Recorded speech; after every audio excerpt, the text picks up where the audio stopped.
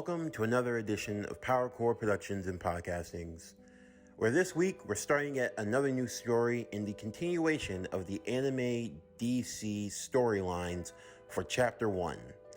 And this week we're going to be doing Familiar of Zero, Tales of the Robin. What if Robin was Louise's familiar?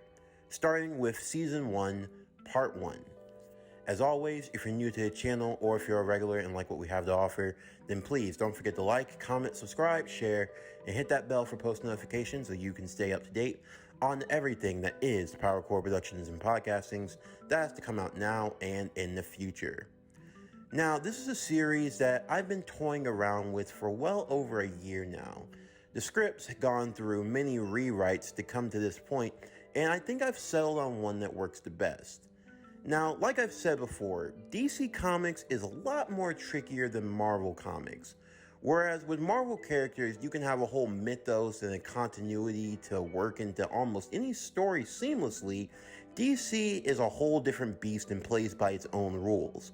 So, while this will be a Robin story, you are going to be seeing variants and other characters from the DC universe in this story as well. And this will kind of play into how I want my stories to play out going forward, where I build a new mythos using different DC mythos in a way to craft and tell a story of particular kind. But all in all, I do hope that you will enjoy this series. It's going to be roughly 5 to 6 parts, so starting today, it should end around Friday or Saturday, respectively. But anyway, without further ado, let's get into today's video. So as always, sit back, relax, and enjoy the show.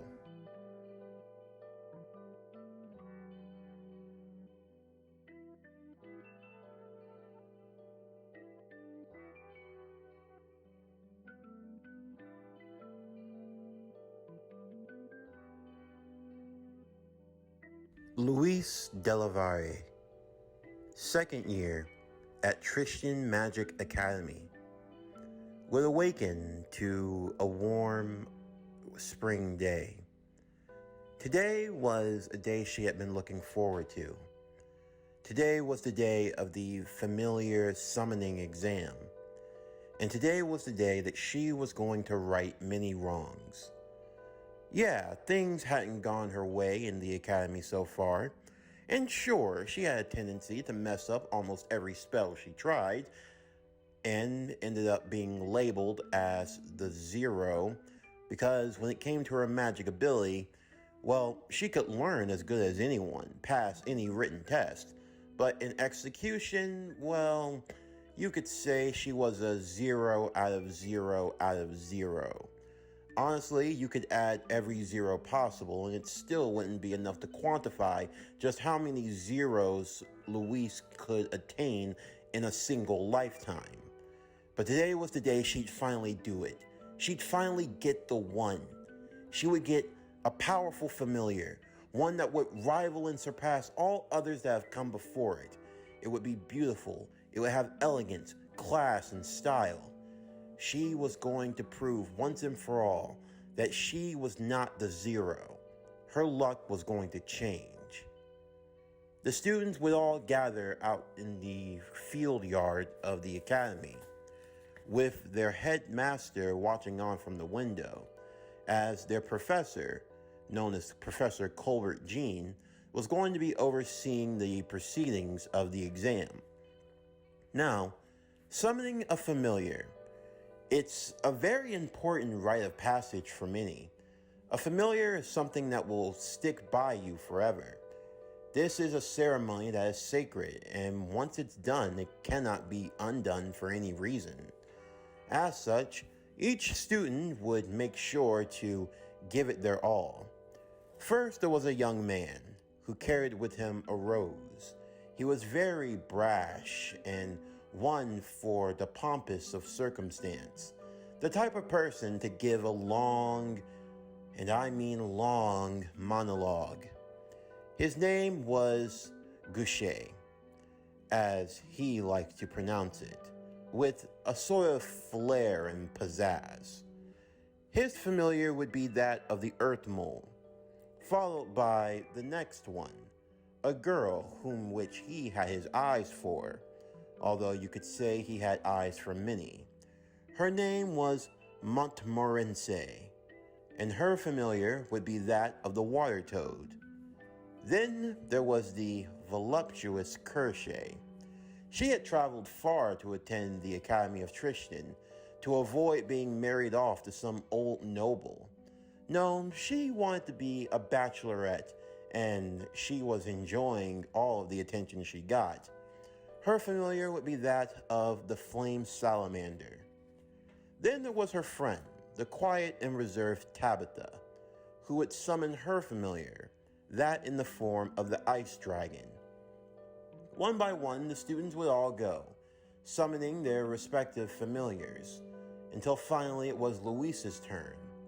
However, she wasn't the only one that was going to be here, for a horse and carriage would arrive to the front of the school, 2 guards walking on either side of the young girl who made her way, dressed in white with a purple cape behind her, a crown set firmly on her head, or a tiara to be more specific. It was Louise's good friend and childhood friend, Princess Henrietta of Tristan. Of course, you might be wondering, why was Henrietta here? Well, it was because of a recent incident. There had been an attack on the castle, and fearing for her safety, it was decided by many in the higher-ups that the princess should have a familiar of her own. And since they were doing the summoning exam today, what could be a better time than to summon a familiar for your own? And because she was also versed in magic, it would be a good way for her to spend time with her good friend Louise. There was also one more person who was just arriving, a girl dressed in a maid outfit. She huffed and puffed as she apologized to the professor, but she had to finish her morning duties before she could attend class. This girl was named Siesta. Now, while she was a maid and served the nobles of the school, she had actually scrapped and saved just enough money to attend in class. However, this was on a work-study agreement sort of thing, meaning that she had to do all of her work before she could attend class, and even when she did, sometimes she'd have to leave early for whatever work she would need to attend to. She was a servant first, and a student second, and sometimes not even at all. But at the very least, she made time to be here for this. After all, if she missed this exam, she wouldn't be able to get a familiar of her own. Of course, there were many that didn't like the idea of a mere plebeian being able to have a familiar, but still, she had paid her dues, and so, even if they didn't like it, a good aristocrat, a noble, always honors their agreement, even if they don't always like the circumstances that come with it. As such, the 3 girls, while it was normally supposed to be one going at a time, Colbert decided that they would all do it together, primarily because out of all of them, Louise was the only one who was an actual regular student, so she would have to take the lead on this. Of course, many of the other students begged for Professor Colbert not to let Louise take the reins on this exam, primarily because, 1, they didn't trust her not to blow up the princess and everyone else around her, and, well, all the other reasons implied went with the explosion part. But still, Louise decided that she was going to give it her all. She wasn't going to make a fool of herself in front of everyone, including her best friend. Henrietta and Siesta would follow her lead, as the 3 girls stood side by side. Professor Colbert would walk them through what to do, and all 3 girls would raise their right arm into the air, holding their hand up high. As they did so, they would chant the incantation needed, and they would focus. It wasn't something that could merely be done with words or with power. It had to come from the heart. It had to dwell within them. They had to find that place within themselves to bring it to the forefront, to bring the familiar that was best for them.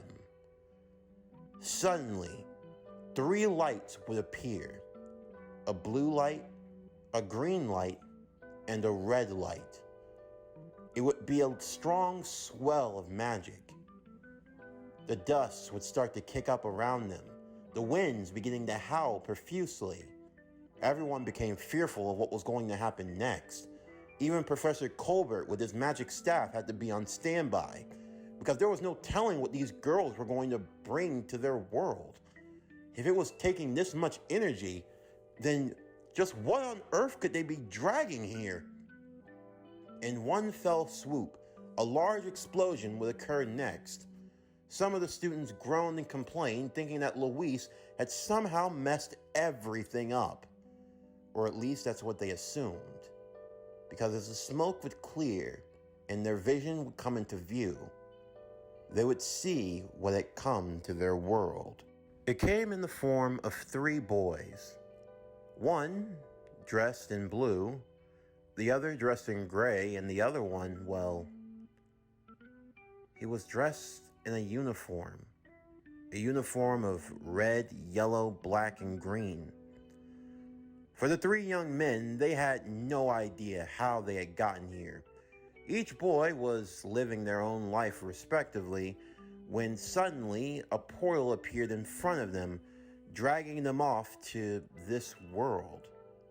The first one, the boy dressed in blue, spoke in the language of Japanese, while the boy in gray spoke in the language of Vietnamese. And then finally, there was one boy in the center who was taking note of his surroundings, and upon closer inspection, they saw that he had a sword to his side. For the 3 young men, they were trying to take note of what exactly had happened, but one was already making a deduction of things. What the hell? What's going on? How did I get here? The boy in blue would ask in his native tongue. He couldn't understand what any of these people were saying. Damien would pick up on this as he turned to the boy. Calm down. It's gonna be all right. Damien spoke to him in Japanese so that he could understand.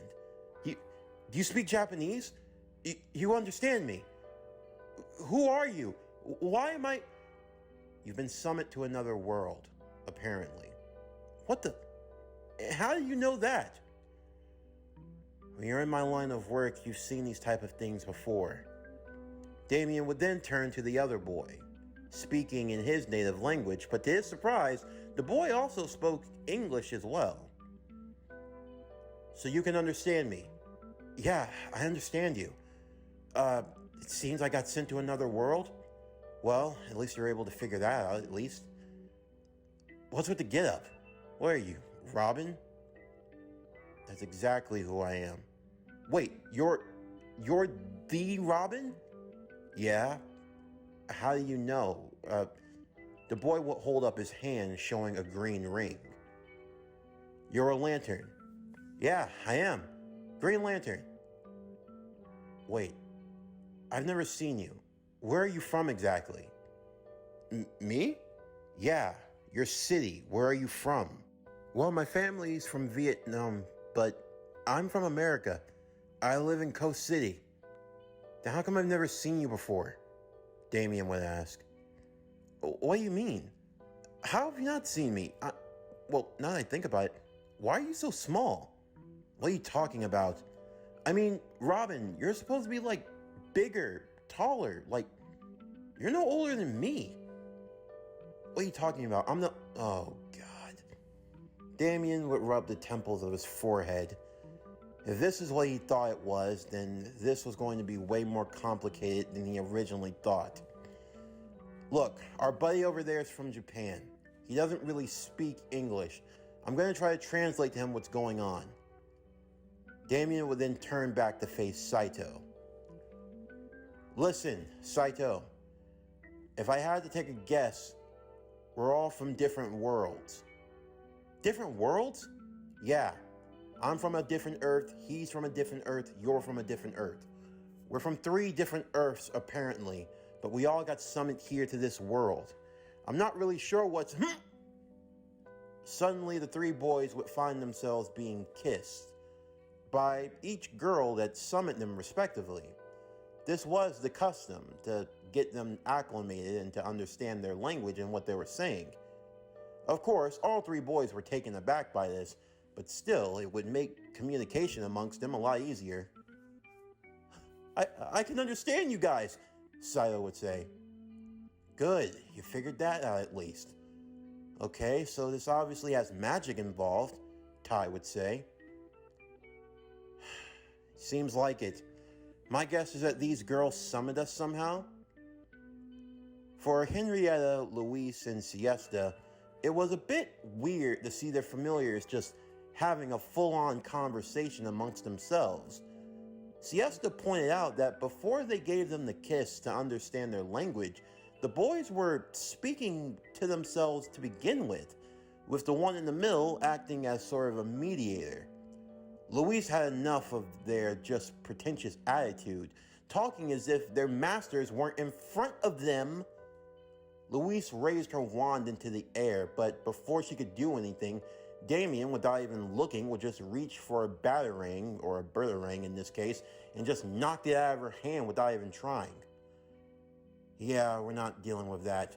Okay, so he's a Green Lantern, I'm Robin, what can you do? Oh, me.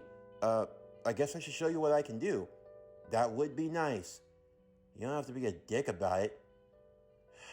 If I had $1. Just show us what you can do. Damien would wait as the two other boys would transform, revealing their identities. In brightest day, in blackest night, no evil shall escape my sight. Let those who worship evil's might beware of my power. Green Lantern's light! Alright, thing. Do your thing. In a flash of blue and green, the boys would transform suddenly. And now, all three would reveal their identities. The girls would be in awe at what they were seeing, especially Henrietta and Siesta, seeing their familiars just transform like that. They were truly magical after all. For Siesta, she loved the suit of her familiar in green, the way it was designed in detail. And then for Henrietta, to see her familiar go from just a mere boy to a blue armored warrior of sorts, it was startling but also impressive. And then there was Louise. While sure, her familiar looked decently enough, at the same time, she wished he could have had a transformation. She yelled at him to do something cool, to do something. Damien simply ignored her as he turned to the other two, seeing what he had to work with. He's got a scarab? Damien and Tai would say in unison. Wait, you know what this thing is? Saito would say. Yeah, and you don't? Damien would ask. No, I have no idea what this thing is. How long have you had it? About 4 months now. It crashed in my backyard and then suddenly attached to my spine. I mean, I was scared at first, but then it gave me the power to turn into this thing. Blue Beetle. Blue Beetle? Wait, is there like a... In my world, yes, there's another guy like you. We call him the Blue Beetle, so that's what you are. Blue Beetle? It sounds cool. And what's he supposed to be? He's a Green Lantern. What, you don't have Green Lanterns in your world? No? Let me ask, do you have a Batman in your world? A Batman? Isn't he just like a myth? Or like a TV show for kids? A TV show for kids? What? Hold on. We're a cartoon in your world? I mean, I guess. I don't know. I never really paid much attention to it. You've got to be kidding me. Anyway, we need to figure a way out of here. That's the one thing we can agree on, Tai would say. Immediately, Saito would start flying into the air, and Tai was beginning to follow after him. Damien only shook his head profusely, but they didn't know that he couldn't fly. So Damien did what he did best. He ran past everyone, used his grappling hook, scaled the wall, jumped over it, and just followed them. Eventually, though, the boys would see that Damien couldn't fly, so they would end up flying back to pick him up. In an instant, the three girls that had summoned their familiars just stood there in stunned silence. Their familiars just ran off. Siesta's guards would begin a manhunt to find the familiars. She wasn't upset or anything. She just wanted to know why hers ran away. She hoped she didn't do anything wrong or anything to upset him. She was really worried about his safety. Louise was livid. Her familiar just knocking her wand out of her hand. Just who in the hell did he think he was? Just going about acting as if she wasn't standing there. But what was really annoying was the way that he didn't even acknowledge her presence. He didn't have any fear, any reservation about her. She summoned him, and yet he acted like he was in control. And then there was Siesta. She had no idea what was going on here. She only hoped that this didn't impact her standing with the staff at the academy. The boys would continue their run until they eventually arrived to a small town, where they would set off. After finding some cloaks to hide their identities, the boys would begin walking around, trying to figure out the way of the land. They were able to learn what the name of this country was, and they were able to get a crude map showing where they were. It looks similar to Europe, Saito would say. Probably, if I had to guess, if we all come from different worlds, Tai would chime in, then in all likelihood, this is just an alternate Earth of some kind. But what do you think's on this Earth? Damien would say. I mean, this map, the way it's made, this is clearly an alternate version of Europe, but still, it's a world with magic, where none of the European countries that we've come to know are even named right, although I do see some loose connections.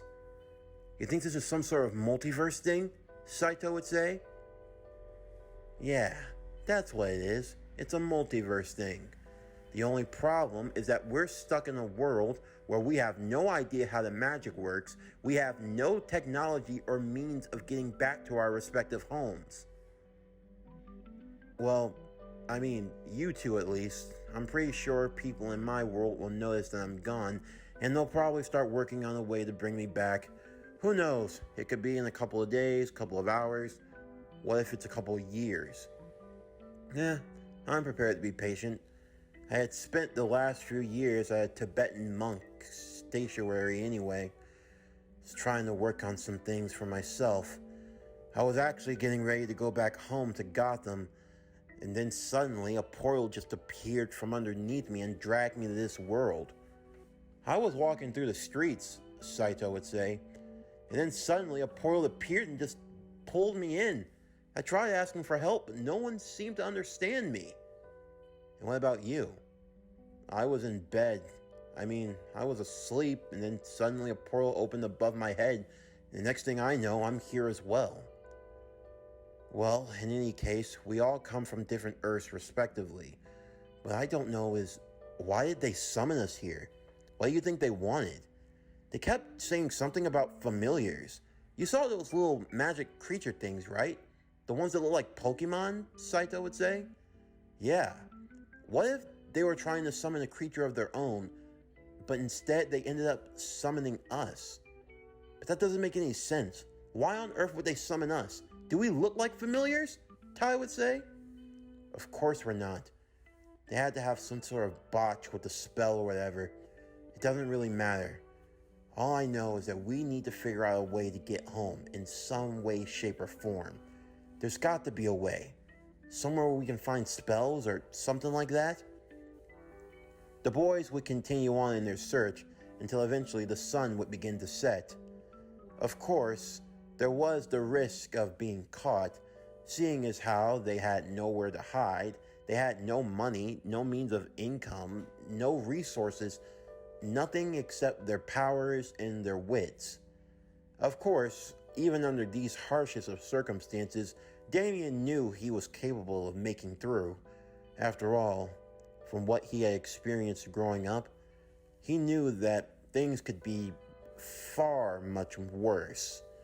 However, their luck would take a dangerous turn, as while they were walking through the town square, they would be spotted. The boys would begin to go on the run once more. However, the guards were high on their heels. They were capable of using magic, so they weren't beings that could be taken lightly. Of course, not too far behind, in a horse-drawn carriage, was Louise, Siesta, and Henrietta. They were following close behind to find out what happened to their familiars.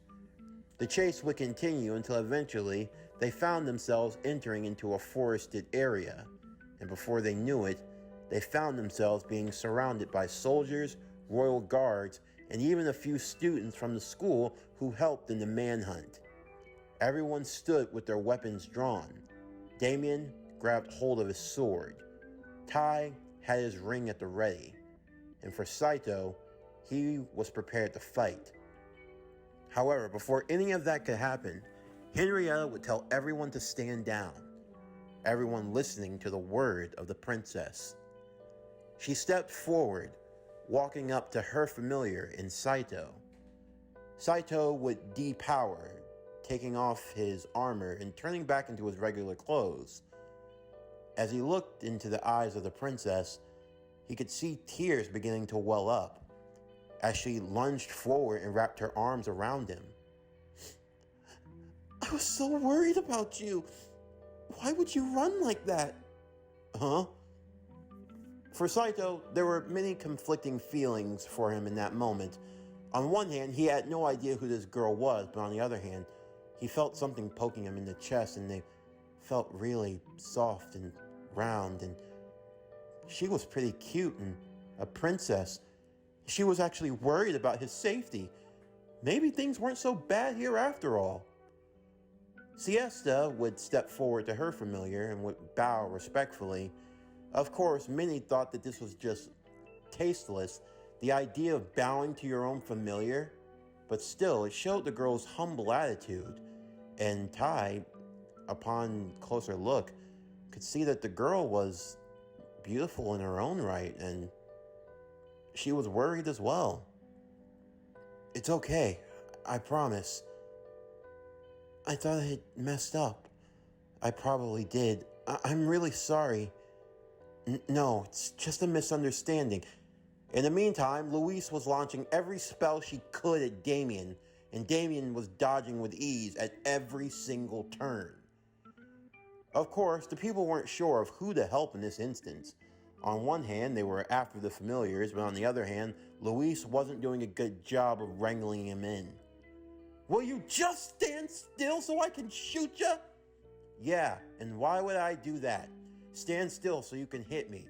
Although, seeing as how you haven't been able to hit me yet, and you're going on your 20th strike, I say you're pretty bad at it. You shut up! You have no right to talk to me that way. And you think you have the right to just summon people to do whatever you want with them? It's obvious you're the one that messed up in all of this, because we're not familiars." "You're not?" Henrietta would say. "No, we're not. We're all humans, boys from different worlds, and you've somehow managed to summon all three of us here. How is that even possible?" I'm not sure. I mean, there are other worlds?" "Yes, there are other worlds. How is that a hard concept to grasp?" Damien felt like he was losing his mind. These people had access to magic, yet somehow the concept of another world was beyond them? Professor Colbert would arrive next, speaking up. "He has a point. This isn't the first time we've had beings from different realms come to this world, although we only thought that it was just mere rumor to this point in time. Allow me to introduce myself. I am Professor Colbert Jean of Tristian Academy. The girls here were performing the summoning ritual, and it seems as though they've brought you here to our world." The boys would take the time to notice that on their hands, respectively, were different rune marks. Although, for Professor Colbert, when he saw the marks on the boys' hands in particular, he became a bit worried. Those weren't just any ordinary markings, but they couldn't possibly be what he thought they were. All the same, he would explain to them that they had been formed into a summoning pact with these girls, a bond that couldn't be broken. It never had been, and there was no way of undoing it. Even still, is there a way for us to get home? Damien would ask. I have no idea. For now, will you please come back with us? At the very least, we can try to understand who you are, to learn more about you. Damien had to think over his next course of action. Should they go back with them? Of course, they could stay on the run, but again, they didn't have the resources, and whether he liked it or not, he was going to need all the help he could get to get back home. The three boys would congregate together to decide their next course of action. If it really came down to a fight, Damien would say, we have more than enough power to get away from them. And part of me thinks that they know this. But still, we'd just be making unnecessary enemies. Right now, we're stuck in another world. We don't know anything about it. We don't know any way of how it works. And we don't have any tools, resources, or means of helping ourselves. For now, we just need to play nice, figure things out, and we'll make our move from there. The two would agree, and they would agree to go back. Louise would have her head held high, walking ahead and not trying to submit to her familiar. In the meanwhile, Henrietta would take the time to get to know Saito more. He was very intriguing. And as for Siesta, she got something that she never thought she'd experience. She actually got to fly. Well, with Tai Fem's help, of course. They would all go back to their respective homes, Siesta staying in a small cottage where Tai would reside with her, Henrietta returned to her castle where Saito would go with her, and then finally, Damien would go to the academy dorms with Louise. Once they were in the room, Louise would turn, ready to slap Damien in the face, only for him to catch her hand. You know, a simple hello, how are you, it goes a long way. Trying to be violent every chance you get is not going to get you what you want, especially when you can't actually dish out anything.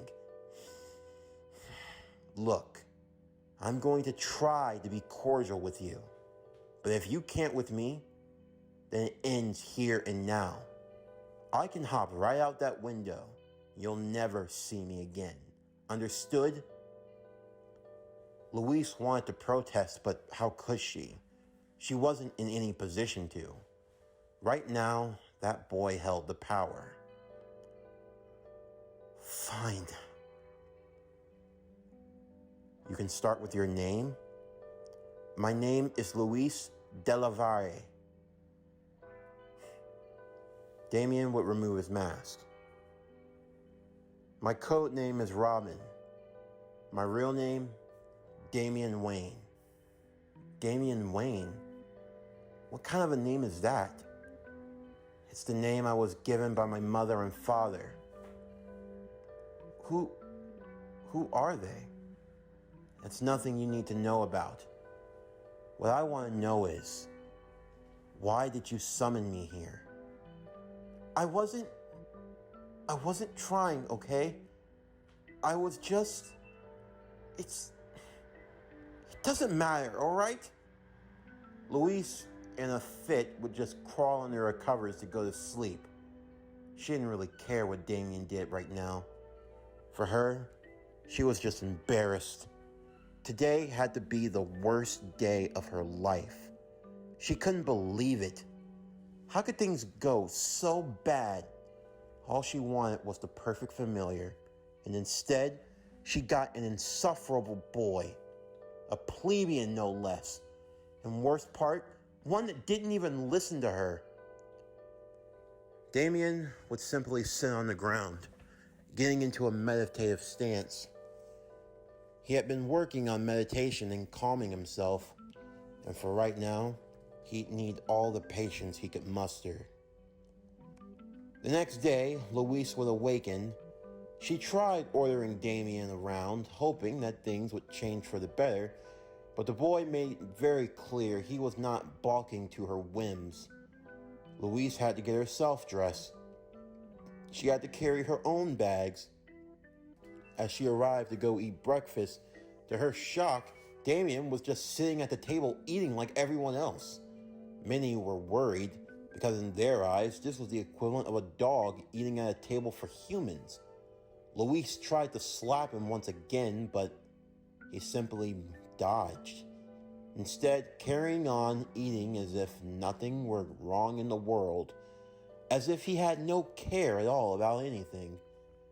Damien in the meantime was trying to gather information, anything that he could. He watched on as Siesta was still at work as a maid. Again, maid first, student second, but still, to her surprise, with her help from her familiar, it made things a lot easier. The boy's power, that green ring of his, he was capable of doing anything. It was amazing to her. He was truly a godsend, to say the least. Before long, though, there was an altercation that would occur. It came in the form of the arrogant aristocrat Goucher, who was two-timing, as usual, and both girls that caught him in the act. Damien and Ty couldn't help but chuckle at this. It was just the way that he went on, acting like he was all high and mighty, not knowing that he was pretty average at best, honestly overrated. Of course, Goucher didn't take too kindly to this, especially to the likes of Damien. The way the boy acted, all high and mighty. Goucher challenged him to a duel, but Damien, under his mask, simply rolled his eyes. Yeah, whatever, kid. Go back to sipping your tea and playing with your princesses, okay? How dare you? You dare speak to me, Goucher, in such a manner? Why, this is an insult to my pride, an insult to my family name. If you have any self-respect, then you will meet me in the courtyard for a duel at once. Oh yeah? And what if I don't? Then I'll make sure that Louise lives to regret her decision in summoning you. I've dealt with that Zero and her incompetence for long enough, but I'll be damned if I'm going to be disrespected by her pathetic plebeian of a familiar. I see. So that's what this is. This is about your ego. Huh? That's right. Your ego. You're acting all high and mighty. You think that putting on this show is going to make you more popular. You think it really makes you a man, huh? Tell me, you ever taken a life before? What? Have you ever taken a life? Of course not. Why would I do something so barbaric? That's what I thought. Tell you what, you and I can fight right here, right now. I want you to give it everything you got. I'm not even gonna unsheathe my sword. Just how arrogant can you be? Goucher would use his earth magic to summon a multitude of earth-like night golems. Is that it? Is that the best you have to offer? What? Is 5 not enough? You might want to up the numbers a little bit. Go on. I'm trying to give you a fair shot here. You are arrogant, and it will cost you dearly. Goucher used his wand, summoning 5, 10, 15, 20, 25, until eventually 30 Earth Golem Knights, all of them surrounding Damien. Louise watched on from the crowd, everyone fearing for Damien's safety. Goucher, you're taking this too far. What are you trying to do? Kill him? Oh no, he's the one who talked and bragged in such a way. Surely this is nothing for him. 30. That's really all he's got, huh? Okay. Damien would pull out a knife, and with efficiency, he moved with elegance and grace all across the courtyard, defeating each Earth Golem knight one by one, exploding birdarangs, using his grappling hook to pull two towards him before a roundhouse kicking their heads off before they went rolling back into piles of dirt. Goucher watched as his entire army got dismembered one by one. He tried to back away as quickly as possible, but before he could do so, a birdarang would pin him to the concrete wall. And before he knew it, Damien was in his face with a small blade to his throat. I asked you once, have you ever taken a life? It was rhetorical because I know you haven't. You want to know what it's like to watch the life leave someone's eyes? To feel their warm blood splashing on your hands? You and I are not the same. I don't care how much money you got. I don't care how much magical prowess you claim to have. You come after Louise. You cross me again, and I'm gonna show you why I'm the grandson of the demon. You got that? The grandson of the demon? That's what I am. Grandson of the demon. Son of the dark night. That is who I am, and you would be wise to remember it. Damien would leave him there as he walked past Louise. Louise, she couldn't fathom what she had just seen. Just who was Damian Wayne, the so-called Robin?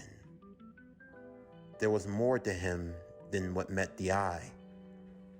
And as Louise would come to learn, what this boy was capable of was beyond all belief. But this is just the beginning of our story. The tale of a boy from another world, one of whom will soon come to face his destiny, the trials and tribulation that lie in the future, and even the demons of his past. This concludes Familiar of Zero, Tales of the Robin. What if Robin was Louise's familiar? Season 1, Part 1. As always, if you enjoyed today's video, then please don't forget to like, comment, subscribe, share, and hit that bell for post notifications so you can stay up to date on everything that is PowerCore Productions and Podcasting stats to come out now and in the future. And stay tuned for tomorrow's video as we continue with Part 2. But anyway, that's going to conclude today's video. I'm Javon Harrington with PowerCore Productions and Podcastings, signing off, and I'll see you next time.